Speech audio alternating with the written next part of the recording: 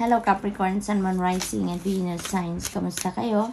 Sana po nasa mabuti kayong kalagayan. Welcome back po sa Star Tarot.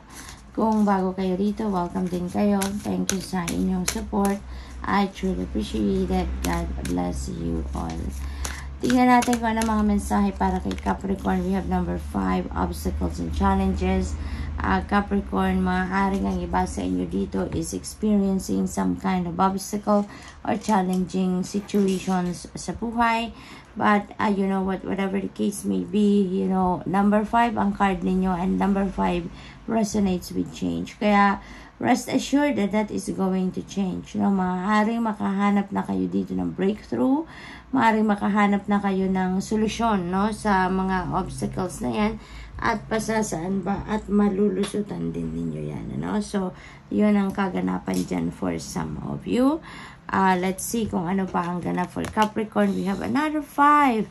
Number 5. So, we have number 55. This is synchronicity, Capricorn. So, I suggest please look up for the meaning of number 55 for more guidance. We have throat chakra. Kaya ang sitwasyon siguro ng iba sa inyo dito, maaaring, kasi yung throat chakra pala, this is the energy center na nag-govern ng ating communication, no? Yung lalamunan natin, this is the throat, diba? Kaya maaaring ang iba sa inyo dito, Capricorn, maybe struggling kayo, no, sa pag-express ng sarili ninyo. Maaaring nahihirapan kayong magsalita, nahihirapan kayong sabihin kung ano ang nilalaman ng dibdib ninyo, ng damdamin ninyo, ng isipan ninyo, no? Maaaring hindi kayo nakakapag-express ng kung ano man ang gusto ninyong i-express. Maaaring hindi ninyo nasasabi kung ano ang gusto ninyong sabihin. So, maaaring you need to activate or you need to unlock, no, your throat chakra. Maaaring kailangan ninyong gawin yan sa ngayon kasi siguro yung parang challenging para sa inyo, no, ang pagsasabi ng kung ano ang nasa isip at ano ninyo, nasa damdamin ninyo. Maybe you really can't express towards other people kung ano yung nasa isip at damdamin ninyo. So, ang dami sa online, ano, dami-dami sa Google, dami-dami sa YouTube kung paano ninyo i-activate or i-unlock, kumbaga, no, matanggal ang blockage dyan sa inyong throat chakra. Ang daming guide dyan na makikita po kayo, no? What else? We have number 16, disruption. This is sudden change, no? Merong sudden change na biglang dadating, biglang may gulat factor ito kaya maaaring ma-overwhelm kayo sa mga pagbabagong ito, ma-overwhelm kayo sa biglaang pagbabago na magaganap dito for some of you. So, possible then, Capricorn, na ang iba sa inyo dito is maaaring ma-overwhelm talaga dahil sa biglaang pangyayaring ito. But you know what, Capricorn, at the end of the day, kung ano man ang pagbabagong ito, it is for your highest good at the end of the day, no, Capricorn? What else? We have number 12, sacrifice. Maybe ang iba sa inyo dito have sacrificed a lot, no, sa buhay ninyo. Maaaring lagi ninyong inuuna ang ibang tao, lagi ninyong inuuna yung welfare or kapakanan ng ibang tao, at nagsasakripisyo kayo ng kung ano ang para sana sa sarili ninyo. Maaaring ganon. Pero ngayon, parang meron din mga opportunity ngayon na dumadating sa buhay ninyo or kumakatok para din naman sa sarili ninyo, no? Maaaring meron dito mga oportunidad din na, alam mo yun, sasabihin siguro ninyo na parang ako naman yata ngayon dapat, no, ang gagawa ng something para din naman sa sarili ninyo, no? So yun ang napipick up ko dyan. We have number 8, emotional withdrawal. Siguro meron kayong situation dito na parang iiwanan na ninyo. May situation dito na gusto nyo ng alisan, gusto nyo ng iwanan sa buhay ninyo. Maaari ko ano man ito, no? Siguro hindi na kayo masaya dito. Wala nang yung parang there's nothing there for you anymore. Kaya kahit yung parang physically nandiyan ka pa sa sitwasyon na yan, pero yung damdamin ninyo, yung isip ninyo, yung kalooban ninyo wala na dyan, no? Kasi nga parang may disconnect na kayo sa kung ano man ang sitwasyon na to, because you know na hindi na kayo para dyan, hindi na kayo masaya dyan, wala nang room for growth dyan, wala nang room for advancement, kaya parang hindi na yan ang para sa'yo. Kaya possible na aalis kayo or iiwanan ninyo ang sitwasyon na yan, ano? What else? We have prosperity begins. Ito na yung napakaganda doon. Kasi magsisimula na kayo ng bagong sitwasyon sa inyong financial status, no? Sa inyong financial landscape. Mababago na, no? Kung ano man ang kaganapan dito sa buhay ninyo. Capricorn, pang kaperahan, mababago na yan. Magkakaroon na kayo dito ng mga financial blessings, financial opportunities sa buhay ninyo sa ngayon. At yan ay magkakaroon na ng changes, no? Magkakaroon na ng changes. Kung nandoon kayo dati sa financial problems, financial constraints, ngayon matatapos na ang chapter na yan, and you're going to start to experience financial freedom, financial prosperity and abundance, no? Yung perang ito, maaaring manggagaling yan sa trabaho ninyo, bonus, mga ganon. Siguro may promotion. Ang iba din naman, this could be a windfall, no? This could be a windfall of money. This could be a win, no? So, maaaring may pera din dito na dadating biglaan at hindi ninyo inaasahan. So, maaaring diyan. Siguro hindi yan galing din sa trabaho ninyo. For some of you, maaaring meron ditong panalo talaga sa Game of Chance. Panalo sa lottery, mga raffle, mga ganun ba, no? At saka, may gulat factor din ito para sa inyo, no? Kaya, siguro, talagang matutuwa kayo dito. At kung ano man ang parating dito, magsisimula na kayo dito ng pag-build din siguro ng inyong financial security and stability. Kasi para magkakaroon na din kayo dito ng source of money na talagang tuloy-tuloy na, no? Yung ganon. What else? We have number 9. Napakaganda, no? Capricorn, magbubunga na ang inyong pagsisikap. Magbubunga na ang inyong paghihirap ninyo dito, yung dedication ninyo, commitment ninyo sa trabaho, magbubunga na yan. At ngayon, aani na kayo. Kumbaga, you're going to reap the rewards of your hard work na ngayon at makukuha nyo na kung ano man yung kailangan ninyo pagdating sa pera. Kaya siguro talaga magiging prosperous and abundant na kayo. Kasi maraming pera ang dadating, no? Makukuha nyo na dito yung return of investment ninyo. This is you reaping the rewards of your hard work. Kaya maaaring malakihang pera, no, ang maaaring ma-receive ninyo at this time. So, good luck. That's all I have for you for today. Thank you for watching. Love and light. Namaste. Hello, Virgo, Sun, Moon, Rising, and Venus signs. Kamusta kayo? Sana po nasa mabuti kayong kalagayan. Welcome back po sa Star Tarot. Kung bago kayo rito, welcome din kayo. Thank you sa inyong support. I truly appreciate it. God bless you all. Pauna mensahe ni Virgo ay number 6, harmony. Ayan, so Virgo, possibly na ang iba sa inyo dito is going to have a harmonious relationship, no? Possibly na ang iba sa inyo dito is going to enter a love and romantic relationship. Ang iba naman siguro dito, kung nasa relasyon na kayo, probably meron ditong engagement or kasalan na maaaring maganap, no? For some of you. So, good luck to that. What else? We have number 5, obstacles and challenges. So, maybe this is related to this relationship. Now, kung ano man ang mga obstacles and challenges na to, maybe that is related to your relationship. Kasi magkatabi lang sila, no? But, whatever the case may be, don't worry. You have nothing to fear. You have nothing to worry about. This is number 5. Number 5 resonates with change, no? Kaya magbabago at magbabago din yung inyong sitwasyon dito. Kung ano man yung siguro problema sa relationship ninyo between you and your person or outside forces, siguro ang nagkukos ng problema, that is going to change. Malalagpasan ninyo yan, matatapos din yan, ano? And your situation is going to change for the better. Number 14, patience. Ayan. So, maging pasensyoso at pasensyosa lang kayo, Virgo. This is what you really need to do right now, no? Practice patience. Kasi alalahanin natin na hindi naman lahat ng bagay na gustuhin natin ay nangyayari according to the timeline na gusto natin, no? Or according to doon sa oras o panahon na ine-expect natin, 'di ba? Kasi lahat naman ng nangyayari is according to the divine order and timing, hindi ba? Kaya pasensya, no? Mag-practice ng patience, wag munang wag magmamadali, wag magagalit. Ano ba 'yun? Yung parang mawawala na agad ng pag-asa, no?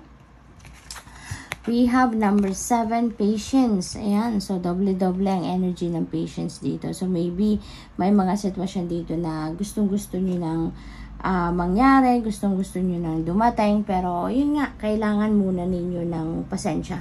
Kailangan muna ninyo dito na stay put lang muna, no? Siguro you're also making plans, setting intentions, making plans for your relationship siguro, or for the future, or kung ano man ang endeavor, no? Or kung ano man ang pinagkakaabalahan ninyong pagplanuhan sa ngayon. Maaaring mga bagay-bagay yan, impormasyon, details siguro regarding that ang pinagpaplanuhan ninyo sa ngayon. At maaaring ang mga impormasyon or iba pang detalye siguro yung kailangan ninyo na magpasensya kayo, no?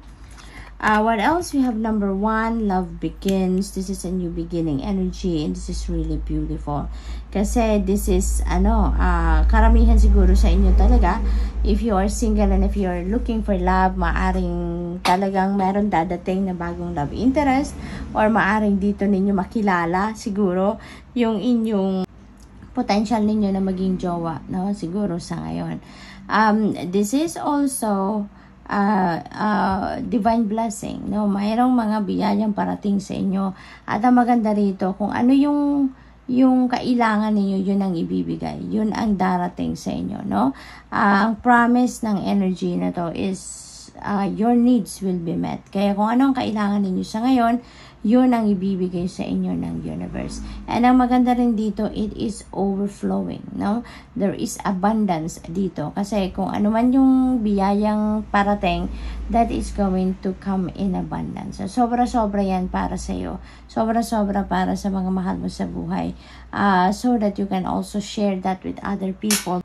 Or kahit hindi mo kilala, no, yung ibang tao, kung may hihingi ng tulong, you are going to give that to them as well. Sharing, kumbaga. Number 12, sacrifice, no? So, you may need to do some sacrifice sa ngayon, no? Maaaring merong mga bagay kayo na kailangang isakripisyo sa ngayon para makatulong sa iba. Maaaring ganun ang ganap dyan. What else? We have number 3, rejoice and celebration. This is really beautiful. Merong celebration na pupuntahan kayo, or maaring kayo yung mag-host ng celebration na ito. Merong kasiyahan. There could be accomplishment, achievements, no, na magaganap dito sa buhay ninyo. Maaari din na meron kayong mga kailangang pagtuunan ng pansin din sa ngayon na siguro ito yung ikakasaya ninyo, no? Maaari din na mayroon ditong reunion ng pamilya, magkakaibigan, maaring ganun din. At this is happiness, no? This is happiness na idudulot, no, ng celebration na to sa inyo. Or maaaring yung mga biyayang itong parating ang isa-celebrate ninyo. So, possible din na ganun ang ganap. Probably, meron din dito mga birthday, malapit na, no, Virgo, ang birthday ninyo. At saka siguro ito yung celebrate ninyo, yung blessings na tanggap ninyo for the whole year. Maaaring yan ang ipagpapasalamat ninyo na celebrate ninyo. So good luck. That's all I have for you for today. Thank you for watching. Love and light. Namaste. Hello Taurus, Sun, Moon, Rising and Venus signs. Kamusta kayo? Sana po'y nasa mabuti kayong kalagayan.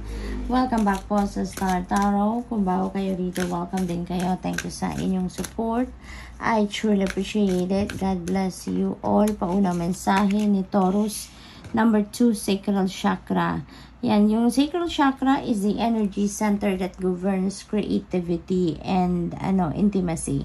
Siguro Taurus, ito yung kulang, no? Ito yung missing link Kumbaga, no, ito yung missing ingredient sa relationship ninyo, yung intimacy, and probably then, no, yung creativity ninyo siguro will be on display at this time. Maaaring in the past, siguro hindi ninyo na-express yung inyong creativity, pero ngayon, maaaring yan ay kailangan na ninyong ilabas because siguro may mga opportunity around you, no, na nagbibigay ng pagkakataon sa inyo para magamit ninyo or magawa ninyo yan. You have number 7, triumph. Napakaganda, magtatagumpay kayo sa ngayon, Taurus. Mayroong mga sitwasyon dito na pagtatagumpayan ninyo. Maaring sa trabaho yan, career ninyo, relationship. It could be in any area of life na pinagsikapan ninyo. At ngayon, yan ay makakamit na ninyo ang tagumpay, no? So, what else? We have number 9. Napakaganda, material harvest. This is you reaping the rewards of your hard work, no? Ito yung ito yung panahon na i-enjoy ninyo yung bunga ng inyong pagsisikap, yung bunga ng inyong pagtsatsaga, no? Sa trabaho, sa career, sa negosyo, ito na yung return of your investment. Ano man ang in-invest ninyo dito, you are going to reap the rewards of that hard work na nilagay ninyo sa bagay na yan. This is about prosperity and abundance, kaya most likely i-experience niyo dito yung kaluwagan sa pera, financial freedom, financial comfort, kaya i-enjoy niyo yan, Taurus. What else? We have number 11, no? Maybe there are imbalances na nangyayari sa buhay ninyo recently, kaya inimbitahan kayo na ibalik ninyo ang balanse sa buhay ninyo. So you may need to do some kind of reflection, magnilay-nilay kayo para ma-figure out ninyo ano nga ba ang mga nangyayari na sa buhay ninyo. You may need to do some kind of re-evaluation, no, sa buhay ninyo, anong inyong mga ginagawa, ano na mga nagawa ninyo, ano pa ang kulang, ano yung mga napapabayaan ninyo, at ano yung over naman yung oras na binibigay ninyo or nilalagay ninyong energy doon sa sitwasyon.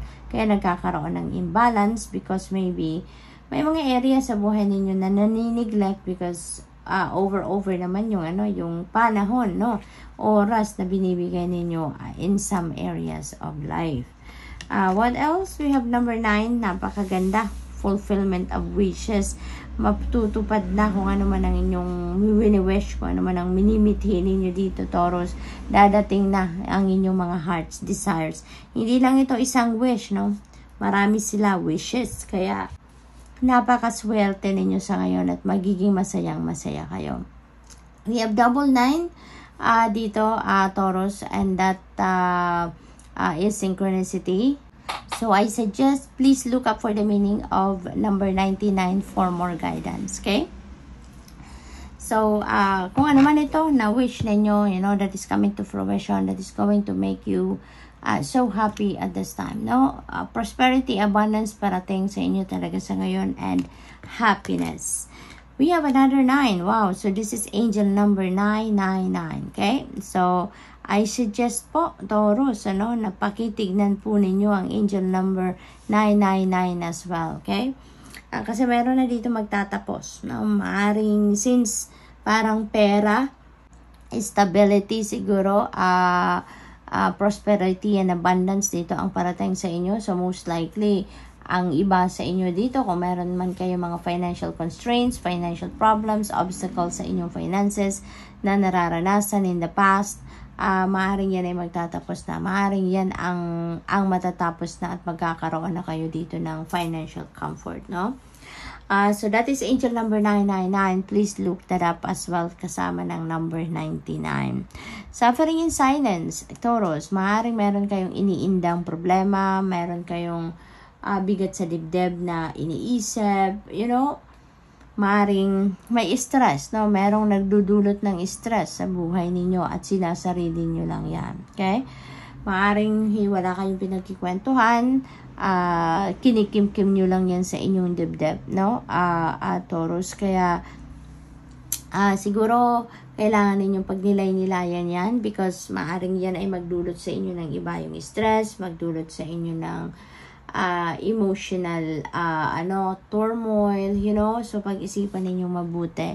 If you need someone to talk to, siguro naman meron kayong kapamilya, kaibigan na mapagkakatiwalaan ninyo na pwede ninyong pagkwentuhan. Yung magkaroon man lang ba kayo ng outlet, dyan sa kung ano man ang bigat ng dibdib na nararamdaman ninyo. Okay?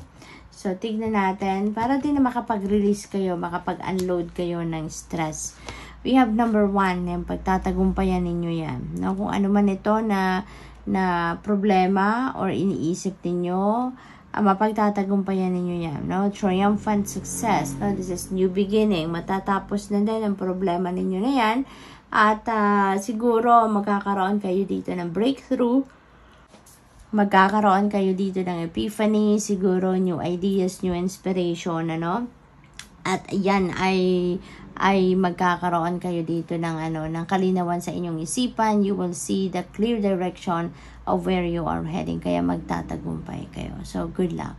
That's all I have for you for today. Thank you for watching. Love and light. Namaste.